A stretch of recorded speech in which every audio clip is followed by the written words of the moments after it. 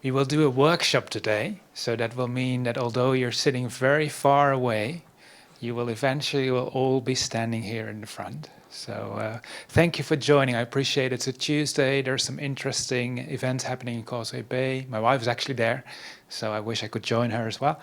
But I'm looking forward to talk about my key passion, which is motivation. My own PhD was on motivation, and I think you're clearly motivated to be here. So well done for coming. So what I would like to do is to first walk with you through some of the concepts of motivation, then discuss what you can do to increase your motivation. And then finally, I would like to present one or perhaps two practical examples, depending on the time, on how I've used my own research on motivation. So, what is motivation? What I would like you to do, as some of you already know, if we all would come to the front and we all stand here in a circle. So we all stand to the front, and I would like you to go and talk to someone you don't know very well yet. And I would like you to talk about, so what is your motivation? What is motivation? So come to the front, and then we'll do a little game.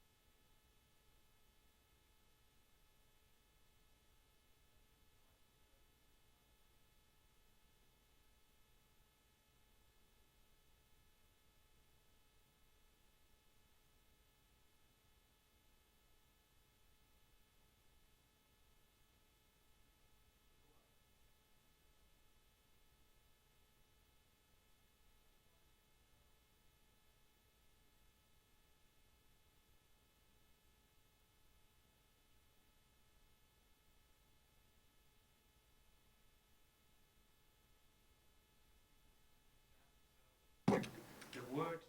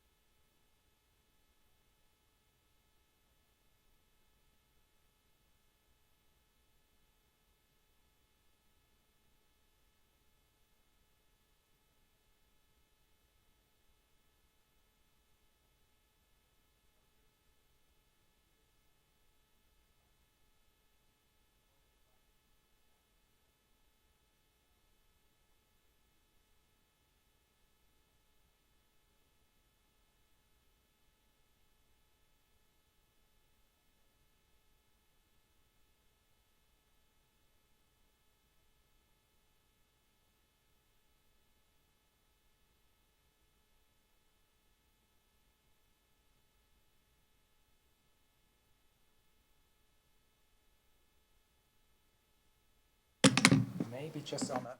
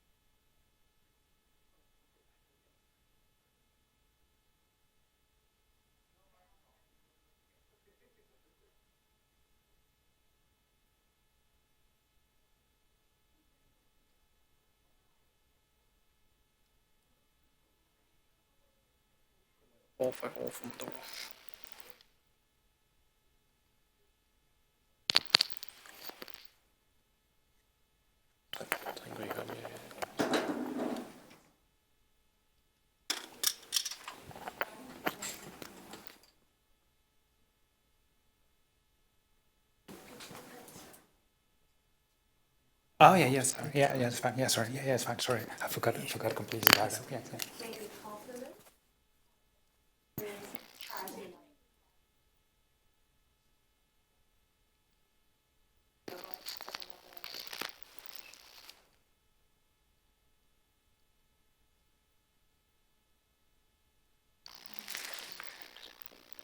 We're starting to get some really interesting things on the board, so feel free to put your post-its on as well. There's no right and wrong, this is just what we're thinking.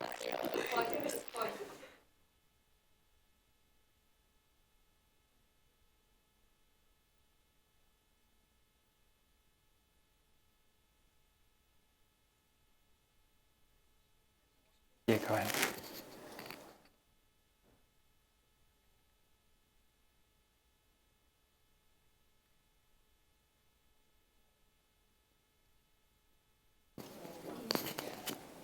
Yeah, perfect. Yeah, I think I mean, at least for the sound, it's clear. Yeah, for the recording. Yeah. Okay. So, any other wild ideas that we haven't touched upon? There's no right and wrong. I mean, we're just putting things on the board. So we have high marks and grades, and not more homework, give positive response to students. Yeah, no, it's different. It's to me, it's to a certain degree. To me, these are very different because if we go back to the original framework, high marks could link to competence. You're a great historian, and I think you're fantastic, right? Your insight is really insightful. So your sense of competence is immediately increased. But it could also be that if I give you high marks, you might feel more related to someone. And depending on where you are, whether you are low on competence, then giving high marks could be really great. But it could also be slightly different. But definitely marks are given by a teacher. It's outside the ego. It's outside the individual. So it is definitely coming from the extrinsic perspective. Could you put high marks here? Would that be possible? Yeah. Yeah. So we have lots of students who are intrinsically motivated, but they, in the end, they also want to hear whether or not they are doing well. And if they get good marks, they might think, oh yeah, I'm getting good marks, I can continue to do what I'm doing. So no one in this world will remain intrinsically motivated if you never ever get a feedback or get some compliment. Oh, you're doing great, you're doing well. Okay. Give a positive response to students. That's a really nice way of doing this. And can it always good to give positive feedback? Positive reinforcement. Yes. Yeah. The difficulty, of course, is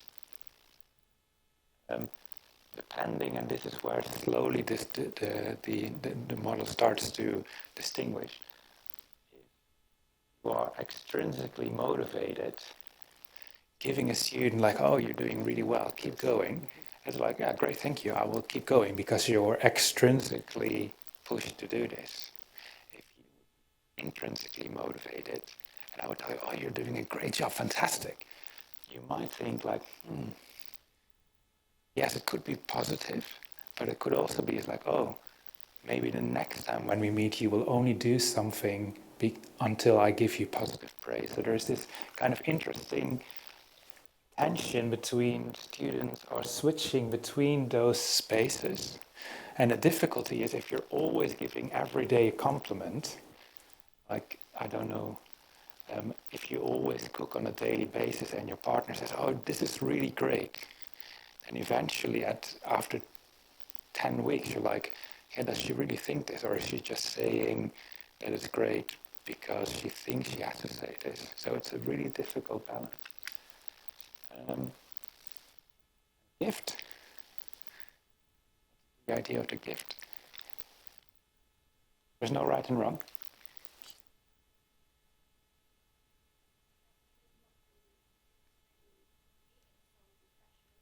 Oh yeah. Bonus, yeah. Yeah, like if they can answer.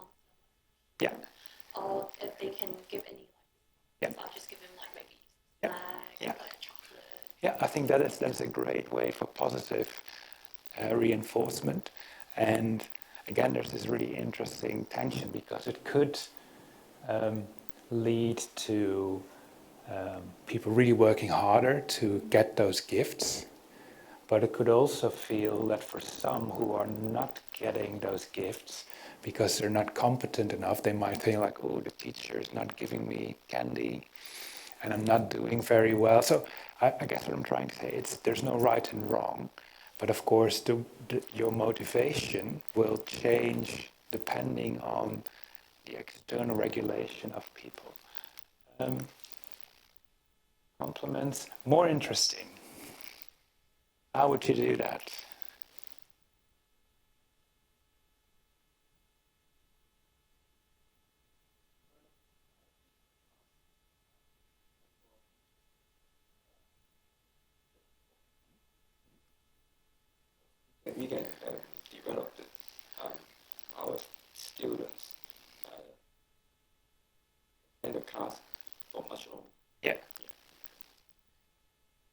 think what is quite interesting is that you can develop in many different ways, but people will be different.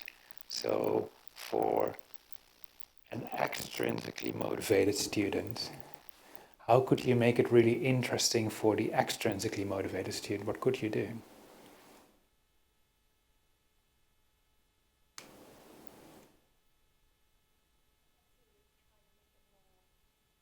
Practical and to show Yes. it's not just Yeah. sorry, because a lot of the students Yeah. but maybe try to put it in Yeah. who's really care about that Yeah. and things like that. Yeah, so it goes close to the kind of interjected or identified regulations that what you're doing is you're helping the student to make sense of, okay, what you're learning today is not only relevant for you today, but could also be relevant at a later point in typically I would say to students, oh, this is important for the exam. And then suddenly students will say, oh, I have to now pay attention. But this completely backfires if you have intrinsically motivated students. Because if you're saying this is important to the exam, they're like, well, but who cares about the exam? I'm interested to know about the history of law, or I'm interested in the topic. I'm not studying just because I want to get a good salary. I'm interested because I really want to know. So it's fascinating what they want. These people, they want more difficult challenges. They want a feeling like I'm the best in class, or they want to have an interesting debate that we're slowly having today. But for an extrinsically motivated student, it's like, why would I want to do this? So it's interesting. So of course I'm putting it as black and white. It's not black and white, and some days I come to the office and I come really early and I stay very late. And the only reason why I'm staying late is because I really enjoy what I'm doing. And I'm working and I'm writing and I'm working with students. But some days I have to do a job because my boss tells me to do this. And it could be that the same person experiences different kinds of external factors. So what is quite interesting is also a motivation, low marks. This is get a response from your teachers that you're not good enough. What will happen is that eventually you will move from this to this. Also, when the teaching is not interesting, I think it can go both ways. You're intrinsically motivated. If the teacher is not interesting, I sometimes say to my students, I don't care that you come to class. Come to class if you're really interested. If you don't come to class, these are the exams. This is what I'm expecting you to do. Go and read the book. But if you come to my class, we're going to have a really interesting debate. I want you to be successful. So what could happen is that if the teaching is not interesting, really good students, they will start to read more books. They become really passionate about a topic and they don't even need the exam. They will pass. But they will just... So the quite interesting thing is that some of the most engaging people I've met were with teachers who were very bad in teaching. Because then the students had to learn it by themselves. But of course there are also students where if you're not a very good teacher, then people become amotivated. So what could you, because we've mostly talked about what a teacher could do, what could you do as a student? Because this is about you, this is about us, we're all students of life, we're continuously learning.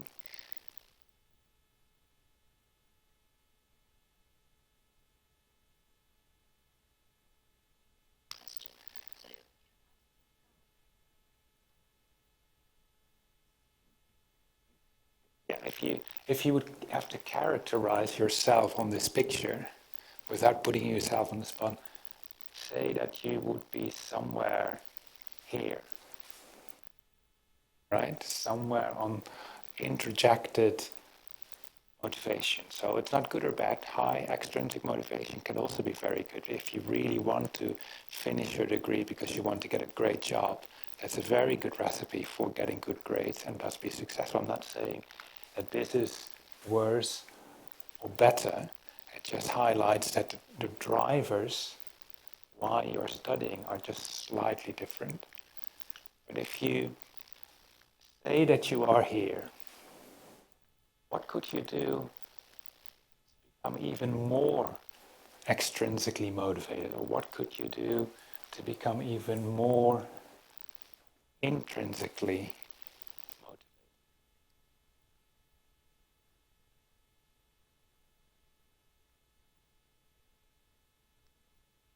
motivated? Yeah, I don't know.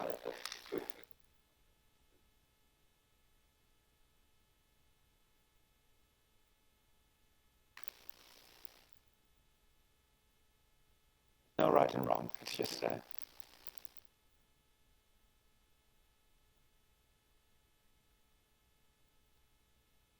if we go back to this original model, one of the things that continuously shows is if you find other students who are very motivated, and if you start building relationships with them, you will also start to become more motivated. So we typically say to students who are on this space, in my own institution, we buddy them up with someone here. This could potentially backfire, that the intrinsically motivated student becomes amotivated. But that's one way. The other thing you could do is, for example, when you're working through, let's say, a mathematics exercise, is continuously, oh, how well am I doing? If I'm doing well, I give myself a pat on the back. So you can, in a way, self-enforce yourself, oh, you're actually doing right. Or in terms of autonomy, yes, your teacher sets you goals, homework.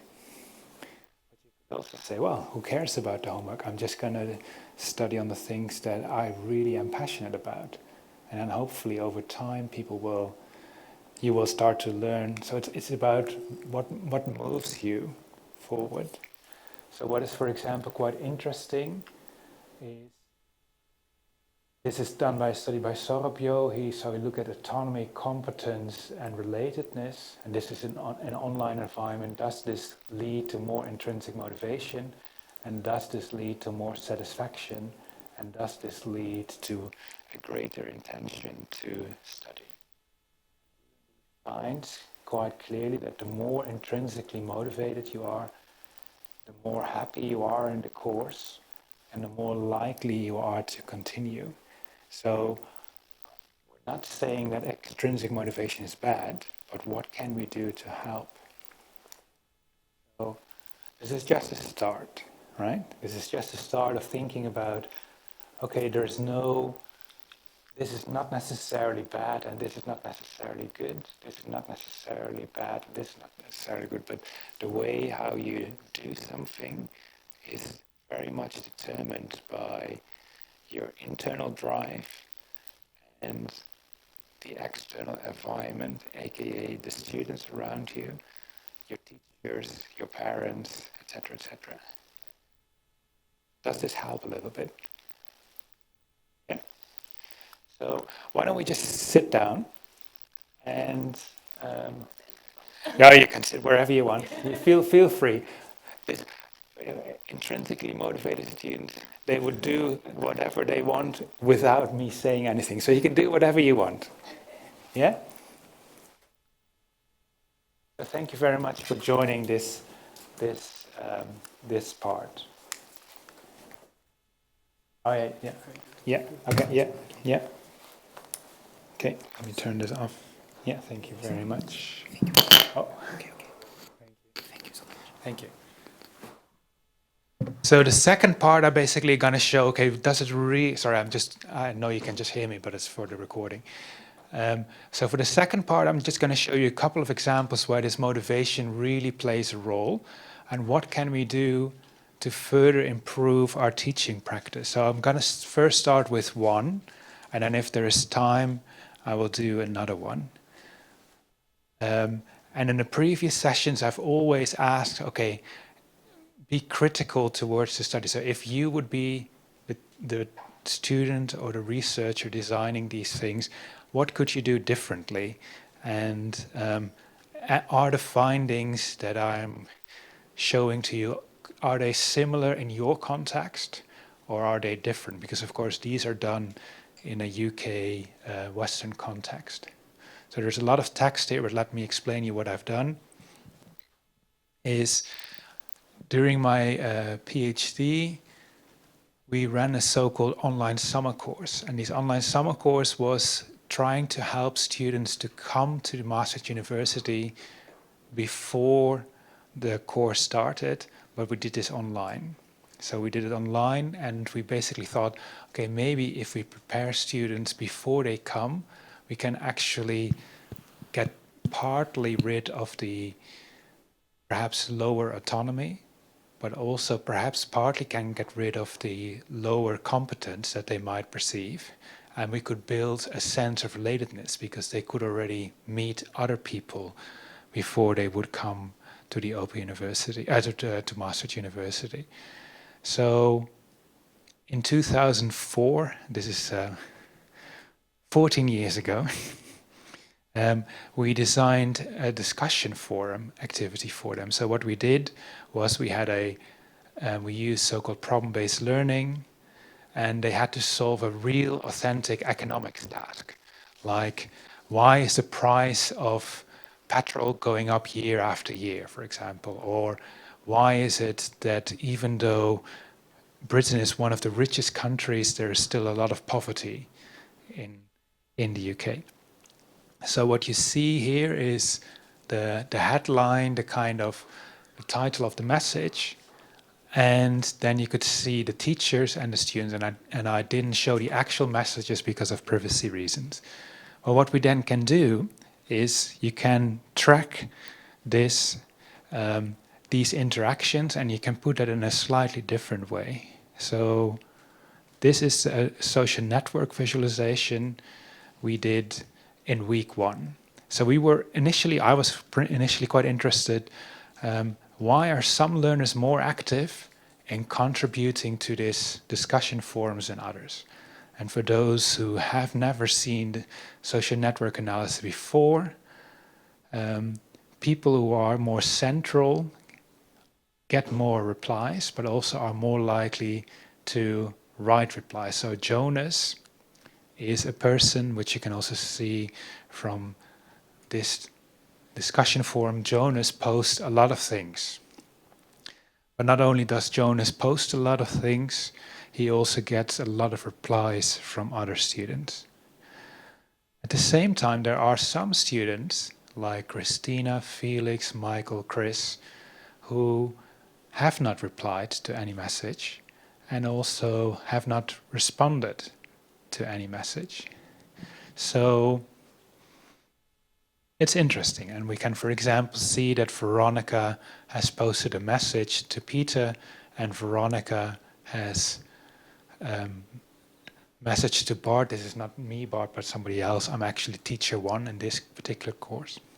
So what you then can do afterwards is to see, okay, how does this develop over time? So this is week 1. Then we do it in week 2.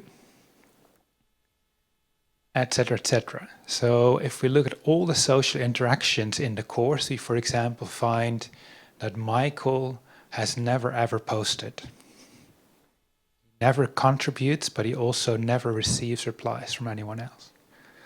And then you see that in this case, teacher 4 and teacher 3 are quite central, and there are 2 people who are very central. So initially, if I go back 1 slide, Veronica was not very central in the first week, but she became quite central over time. And this lazy teacher 1, which is me, I was just there as an observer. I didn't really interact. It was teacher 3 and teacher 4 who did most of the legwork. But of course, these are just the interactions between students, but it doesn't show you the quality of the interaction. So what we did next is to code all those messages. And when we coded all those messages, we distinguished between simple messages and higher cognitive messages. And what we then found, which was quite interesting, we found slightly different people being at the center. So Veronica, who was very much in the center, was no longer really in the center, but suddenly Paul and Jonas were quite in the center of this. So Veronica was posting a lot of messages, but perhaps not a lot of messages which are on a higher cognitive level.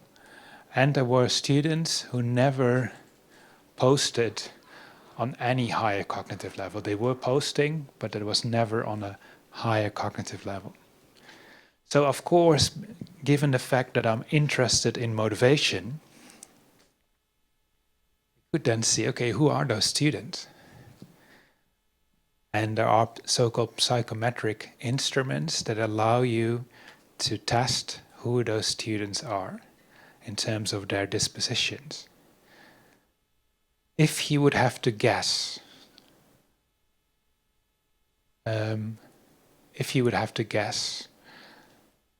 what kind of student would Jonas be?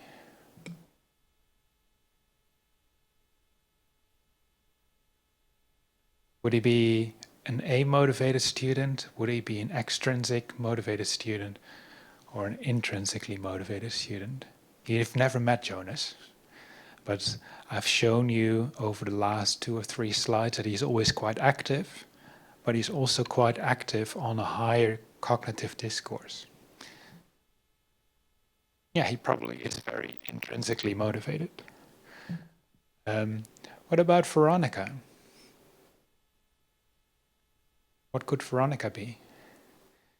So Veronica has received a couple of messages from a teacher, has received a message from Paul, has received and given messages to Peter. Any thoughts where she could be? There's no right and wrong. I don't remember Veronica. This is 15 years ago. I'm just trying to... probably she would be somewhere in between here, right? Somewhere between intrinsic and extrinsic. What about these students, in particular Michael? Michael, who never posted. What will he be?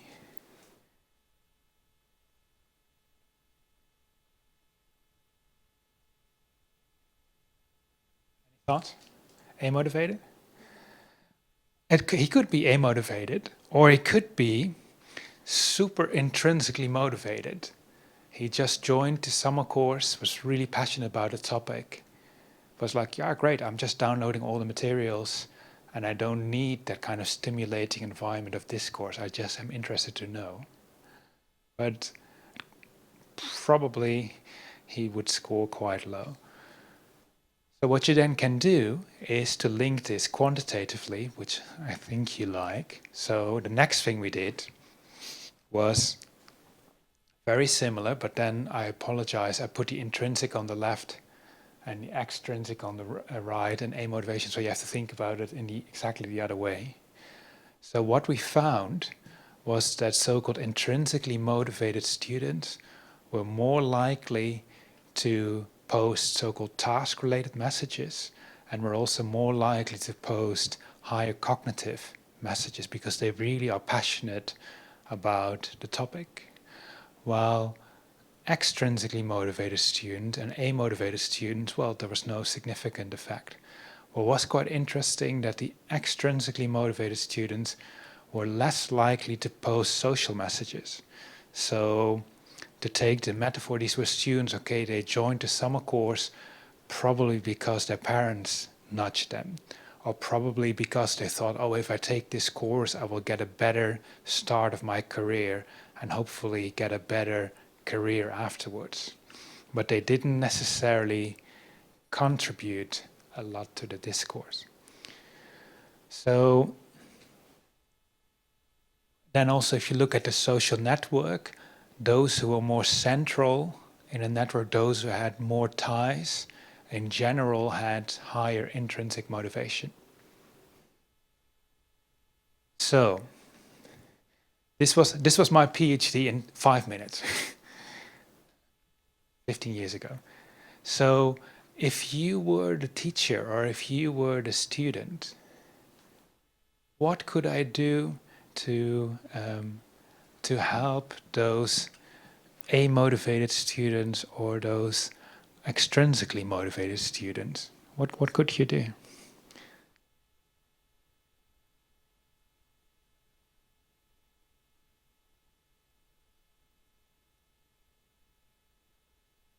So what I perhaps didn't explain very clearly was, and I haven't shown you this, so I apologize, and I haven't explained this very clearly. What we eventually found was not only did these intrinsically motivated students post more, they are actually also more likely to complete the course, and were also more likely to then be successful in a degree. So if we would want to get those extrinsically motivated students into the course, to ask them to be more active, what could we do?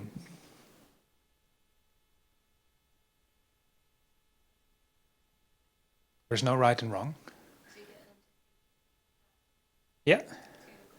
Yeah. So what we, for example, did with one of my first PhD students, we, instead of having discussion forums which are quite open and you can't really control what's happening, we started with a weekly video conference every Monday. So every Monday at 7 o'clock or 6 o'clock, we had a video conference where they could see the lecture and they could see all the other students. So if you go all the way back to the beginning, we'll do this quickly. So imagine that every week we meet up with the lecturer, and we primarily are interested to bring those extrinsically motivated students on board. What are we in a way trying to do? What are we trying to increase? Yeah? So on the one hand, we want to give them a platform where they can ask questions to the lecturer, maybe feel more comfortable because they can actually talk to a human being rather than seeing words online. What else are we trying to do? There's no right and wrong. I'm just sharing what we did. So this Giesbers, this PhD student in particular, thought that by giving them a sense of relatedness, so they could see other students at 7 o'clock on a Monday, but also give them in a way slightly less autonomy. We basically said, you have to be there at 7 and this teacher is going to be there. We basically started to regulate their learning, and we know that extrinsically motivated students need more regulation relative to intrinsically motivated students. So I haven't made those slides, but if you would have to guess, do you think that with that intervention of weekly video conferences, do you think that led to more students passing the course?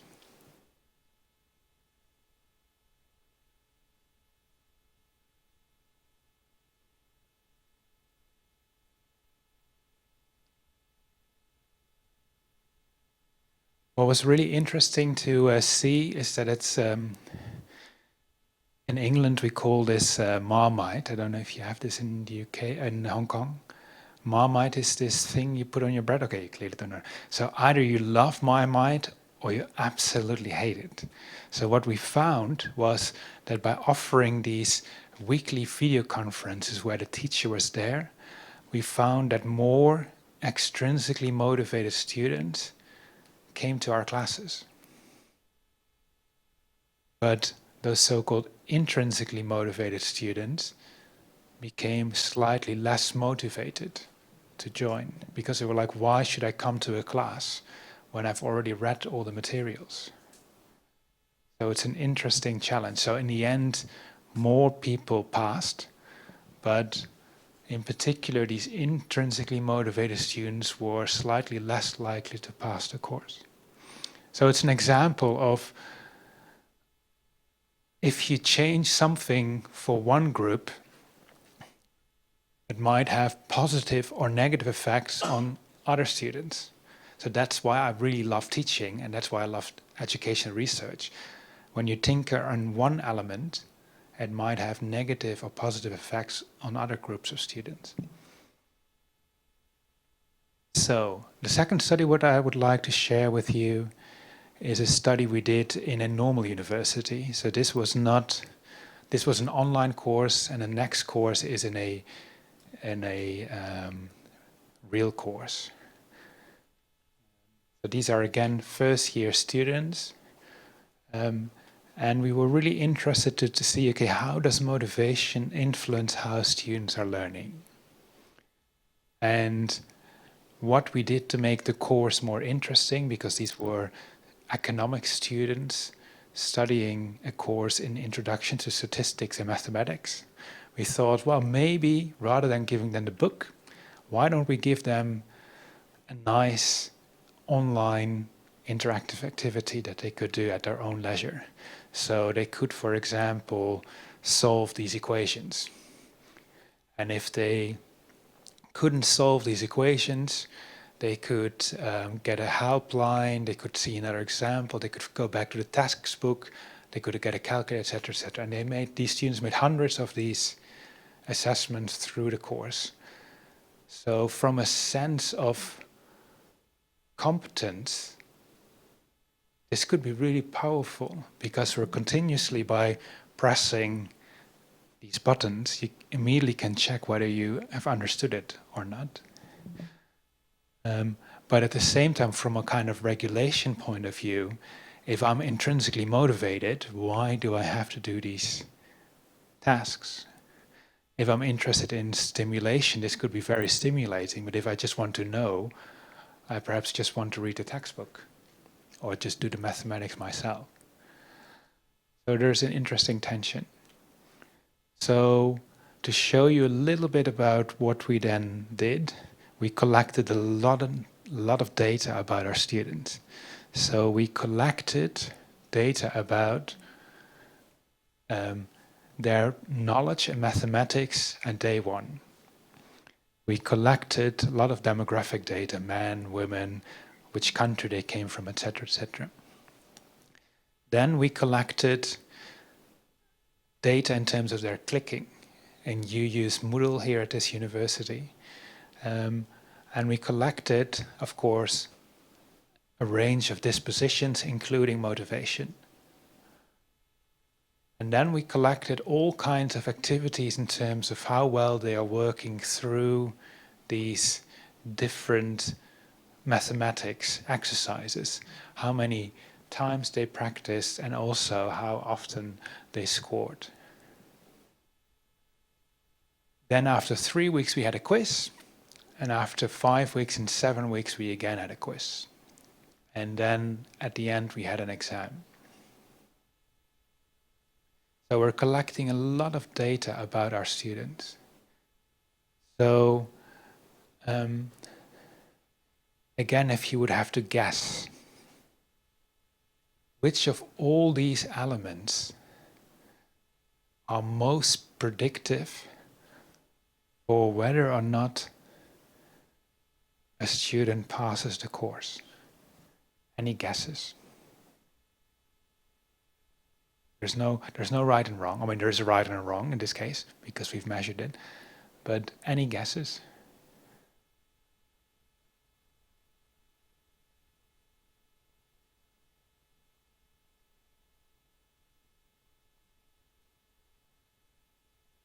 So maybe it's motivation, maybe it's their prior knowledge, maybe it's what they actually did, maybe it's their clicking behavior. So let's have a look. What was most predictive? So we went on a big data deep dive exercise, and the first thing we looked at is just clicking behavior. So whether or not clicking on a weekly basis predicted students' scores. So I have to explain this to you a little bit. So we had 6 different proxies of success, how well they did on the math exam, how well they did on the stats exam, what their overall scores are, and there were these quizzes. And what you see here are the weeks of study. And if we are close to 1, that means that whatever the variable is, it very nicely predicts the behavior of the student. So what you basically see is just the clicking behavior of students, where they're clicking, doesn't really seem to significant. I mean, it predicts 10%, but it doesn't really significantly explain why some students do well in week 0 and why some students do well in week 7. So clicking doesn't seem to matter. So what happens if we introduce these so-called e-tutorials? So when we actually start to look at, okay, how are they making all these mathematics exercises? What you then see is a quite interesting, okay, in week 1, we're able to explain 25 to 50% of why some students are doing well. And this is gradually increasing over time. So the more data we collect from students, the better we start to understand which students are doing well and which students are not doing so well. If we then include the entry scores that students had in week 0 and also how well they were doing in the quizzes, you can see that in week 7 we're quite good in predicting which students are going to pass the course. But even in week 1 or week 0, we already can start to predict between 30 to 40%. So once we include motivation and bring everything together, we get this. So we get a lot of data, but this is with all elements combined. And what I would like you to do now is maybe just for 1 minute think in yourself, if you were the teacher in this particular course, and you know this data, and you're teaching again this course, or if you are a student and you're following this course, in which week would you want to receive an intervention? So is it in week 0, week 1, week 2, week 3, week 4, week 5, week 6, or week 7? So think for just 1 minute in yourself, and then I will just go round. Where would you feel that we should make that intervention based on all the information you're receiving? So is it a clear question? Yes? No? Yes? So think about it for 1 minute. Which week should we start to intervene?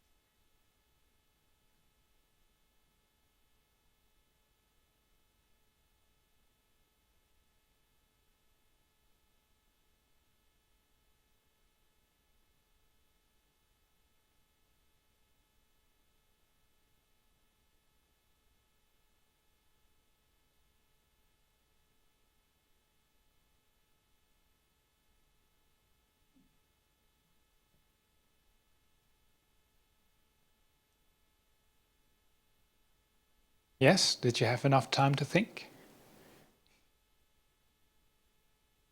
Okay. So who would vote week 0?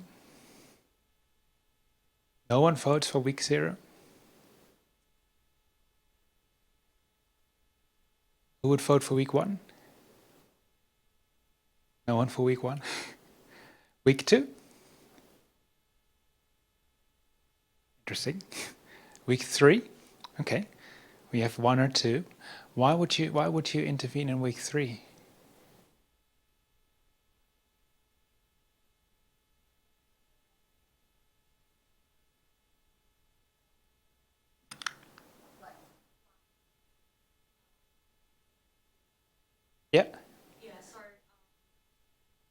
Yeah. There's a boost. Yeah. But then Yeah. they might not be able to Yeah. in these weeks.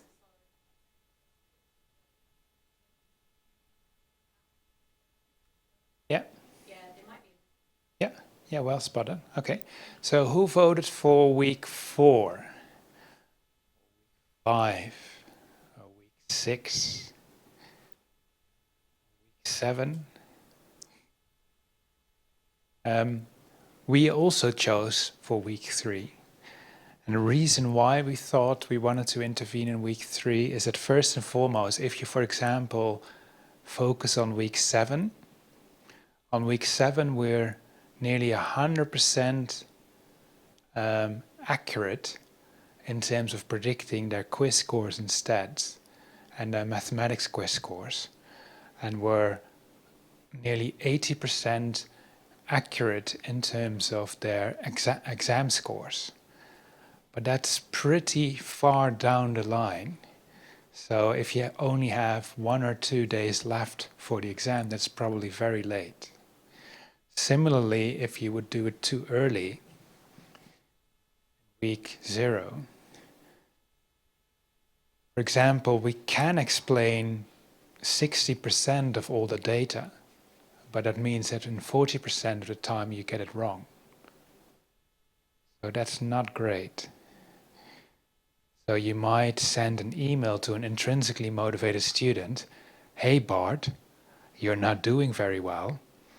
What's up? Could you please catch up?" And that intrinsically motivated student could actually be really active, but not using the system. He or she could just be reading the book and be really passionate. And if I, as a teacher, say, "Hey Bart, why are you not engaging?" I could completely backfire. Or when I'm an A-motivated student, and I say, "Hey Bart, why aren't you logging in? Why aren't you working hard?"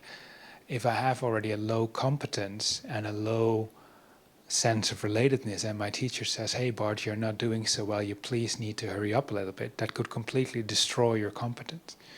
But in week 3, we are seeing, okay, there's a lot of new variation explained, and what you can then do is to see, okay, who is struggling, where are they struggling, when are they struggling, and why are they struggling. So for example, here, these are the so-called predicted grades and how well they actually did on the exam. So what we could start to do, for example, is to identify those students who we predict to do relatively okay, or those students in particular who didn't really do okay, and we could have that conversation. Hey, why are you struggling a little bit? What could we do to help? And one of the ways to think about how to improve this, and this comes back to motivation, is to think about, okay, how could we provide feedback to these different kinds of students? Because different kinds of students will react differently to this feedback. So for an intrinsically motivated student, you might want to suggest, well, you're doing okay, you're doing well, but maybe there's this really fascinating book with lots of interesting challenges. Maybe you want to look at that. While for an extrinsically motivated student, it might be, hey, you might need to be a little bit firmer to that particular student. Or you could say, okay, for the extrinsically motivated student, we're going to pair them up with another student so that they feel that they have to work together with another student in order to work through the exam. And because they're so extrinsically motivated, they will do it because they feel this pressure. One terrible thing you could do for extrinsically motivated students is to call the parents. Say, "Hey Bart, hey, the father of Bart, I noticed that Bart is not doing so well." But that could be a way to help the student. I wouldn't recommend that, but it's all about, okay, how can we? In a way, it's like I don't know if this expression works, but everyone has different buttons that gets you excited or gets you bored. And with motivation, you can see that depending on your personality, depending on the buttons you push, you either encourage students to be more motivated or not. So this is my final slide, and this is basically showing you follow-up research, where we then identified these students into 4 types of clusters to get a really detailed understanding of, okay, how can we push those buttons depending on the type of student. So there's, for example, one group of students who spend a lot of time in this environment, that's cluster 1, and there's one group of students who spend hardly any time in the environment.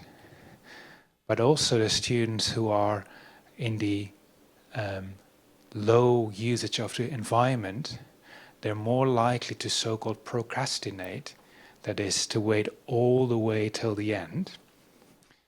And they are more likely to be bored, and they have lower anxiety relative to others. So these are students who wait until week 7, week 8. They're not really engaging, and then they're just waiting for the exam. I'm sure you've met those students, right? Maybe you have been one of those students. So as a teacher, you could think, okay, if for these group of students, if they're very likely to procrastinate, if they're a little bit bored, and if they have a low anxiety, maybe you can be slightly firmer in your feedback to these students, because otherwise they will wait all the way till the end and don't change. While, for example, other types of students, the students who are very active, who don't procrastinate, but who have at the same time a strong anxiety, if you would say to them on week 1, hey, you're not doing very well, hey, you're struggling, that could be quite detrimental, because they are not waiting till the last week, but they also have strong anxieties. So I guess what I'm trying to say is, with a better understanding of motivation, you can actually start to think about, okay, how can we start to tailor these messages to different students? Because if we send a blank message to all students, the effects will be different depending on their dispositions, their red buttons. So this is a whistle-stop tour through motivation, and I hope that at the end you're still motivated, either intrinsically or extrinsically, to ask me any comments or questions. So I'm gonna, because of the recording, I'm gonna turn on another mic, so that also the recording to people who were unable to come today. Is there anyone who has a question or a comment?